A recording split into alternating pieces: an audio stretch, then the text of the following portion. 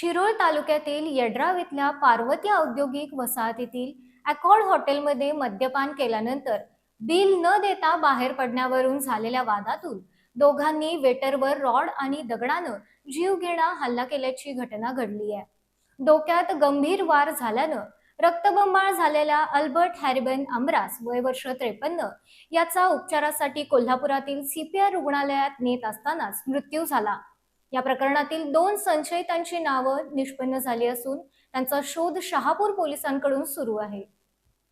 Albert अमरोस हे गेल्या 30 वर्षापासून अकॉर्ड हॉटेलमध्ये वेटर म्हणून काम करत होते. शनिवारी रात्री 2 ग्राहकांनी हॉटेलमध्ये मद्यपान केलं. त्यानंतर दोघेही बिल न देता हॉटेलमधून बाहेर पडण्याचा प्रयत्न करत असताना अल्बर्ट यांनी त्यांना बिल देण्यास सांगितलं. यावरून त्यांच्यात वाद झाला. वादानंतर दोघेही हॉटेलच्या बाहेर गेले. मात्र काही वेळानं त्यापैकी एक जण पुन्हा हॉटेलमध्ये आला. त्याने अल्बर्ट यांच्या डोक्यात लोखंडी रॉडनं अचानक जोरदार हल्ला केला. या हल्ल्यात अल्बर्ट गंभीर जखमी होऊन खाली कोसळले. त्यानंतर हल्लेखोरांनी त्यांच्यावर दगडानं वार करत मारहाण सुरूच ठेवली. अचानक झालेल्या या हल्ल्यामुळे हॉटेलमध्ये एकच खळबळ उडाली. अल्बर्ट यांच्यावर हल्ला होत असल्याचं पाहून हॉटेलमधील अन्य वेटर त्यांना वाचवण्यासाठी धावले. यावेळी हल्लेखोरांनी त्यांनाही मारहाण केली. त्यानंतर संशयित घटनास्थळावरून पसार झाले. दरम्यान डोक्यात गंभीर दुखापत झालेले अल्बर्ट रक्ताच्या थारोळ्यात पडले होते. त्यांना तातडीनं इचलकरंजीतील आयजीएम रुग्णालयात उपचारांसाठी दाखल करण्यात आलं.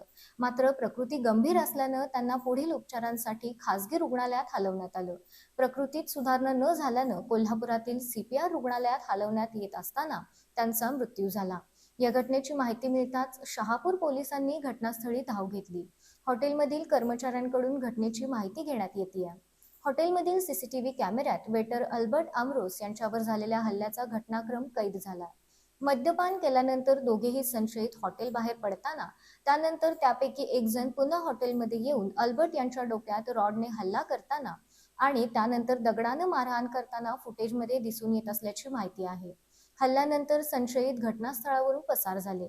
या सीसीटीव्ही फुटेजच्या आधारे शहापूर पोलिसांकडून संशयितांचा शोध घेतला जातोय.